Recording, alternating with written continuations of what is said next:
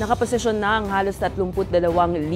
mga pulis sa buong bansa para tiyakin ang seguridad at kaligtasan ng publiko ngayong araw ng mga patay. Ayon kay Police Spokesperson, Police Brigadier General Jean Fajardo, dinagdagan pa ang bilang ng mga pulis na handang magbantay depende sa sitwasyon at sa pagpapasya ng mga regional director sa kani-kanilang lugar. Ayon sa PNP, wala namang nakikitang seryosong banta sa seguridad ngayon, pero pinaalalahanan ng lahat na mag-ingat sa mga pumupuslit na kriminal, lalo na kapag lumalabas ng bahay. Siguraduhin niyo pong nakakandado ang inyong mga bahay at mga bintana at ibilin niyo po hanggat maaari yung inyong mga bahay at siyempre yung lagi nating paalala na kung magpo-post po tayo kahit after na lang po ng ating bakasyon para hindi rin po tayo masisingitan ng mga akyat bahay members po na makikita na nagpo-post po tayo na wala po tayo doon sa ating mga bahay.